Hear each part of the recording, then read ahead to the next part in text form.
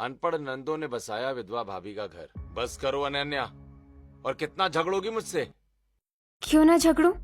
तुमसे प्यार करके मैंने तुमसे शादी की और मेरे ससुराल में मेरे साथ इतना गलत किया जा रहा है। गलती हो गई जो मैंने तुम्हें अपने घर की बहू बना लिया। मुझे भी अगर पता होता कि मेरे पढ़े लिखे होने की वजह से तुम्हारे घर वालों के कलेजे पर सांप लौटने लगेगा, पूरा दिन मुझे नौकरानी की तरह काम कराएंगे, तो मैं भी कभी इस घर में बहू बनकर नहीं आती। मेरी तो जिंदगी बर्बाद हो गई तुमसे शादी करके। जिंदगी तो मेरी बर्बाद हो गई है। सबने मुझे पागल समझ लिया है। पहले मेरी फैमिली मुझे नहीं समझती थी, अब तुम भी मुझे नहीं समझ रही हो, ना मेरी कोशिशें देख रही हो। नहीं रहना मुझे यार तुम्हारे साथ। मुझे भी नहीं रहना तुम्हारे साथ। जा रहा हूं मैं, और प्रार्थना करना कि दोबारा कभी आऊं ही ना। इतना कहकर अरुण घर से निकल जाता है और अनन्या अपने कमरे में रोने लगती है। वहीं हॉल में बैठा पूरा परिवार ये सब सुन लेता है। देख रही है माँ जी, शादी करके आए अभी 1 महीना भी नहीं हुआ और देवर जी को इसने घर से बाहर जाने पर मजबूर कर दिया। बस कीजिए बड़ी भाभी, कितना भड़काएंगी मम्मी पापा को। सारी गलती इन दोनों अनपढ़ नंदों की है। इनकी वजह से मेरे बेटे की जिंदगी बर्बाद हुई है। खुद के लिए अब शब्द बोल कर निकला है मेरा लड़का। अब बस भगवान से प्रार्थना कर कि मेरे बेटे का एक बाल भी बाका ना हो, वरना देखना मैं क्या करती हूँ।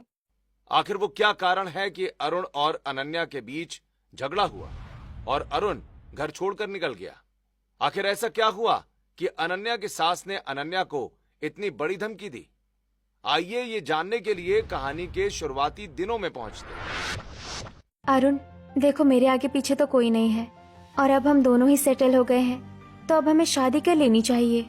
अनन्या, बस तुम कुछ दिन रुक जाओ। परसों मैं अपने गांव जाऊंगा और अगले हफ्ते तुम्हें अपने परिवार से मिलवाऊंगा। फिर धूम धड़ाके से हम दोनों शादी करेंगे यार। सच अरुण? हाँ अनन्या, बिल्कुल।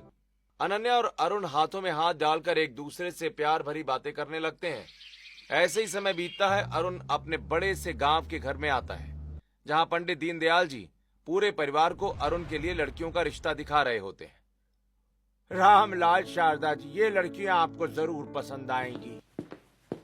माँ पापा, अरुण आ गया है। कैसा है मेरे छोटे भाई? नमस्ते मम्मी पापा। नमस्ते बड़े भैया। नमस्ते भाभी। मैं ठीक हूँ। और मेरी चुलबुली बहनों, तुम कैसी हो? हम बिल्कुल ठीक है, पर आप बहुत पतले लग रहे हो। पतला तो होगा ही, ये पागल शहर में खुद का ध्यान कहाँ रखता है। मम्मी पापा, ये आप लोग पंडित जी के साथ क्या कर रहे हैं?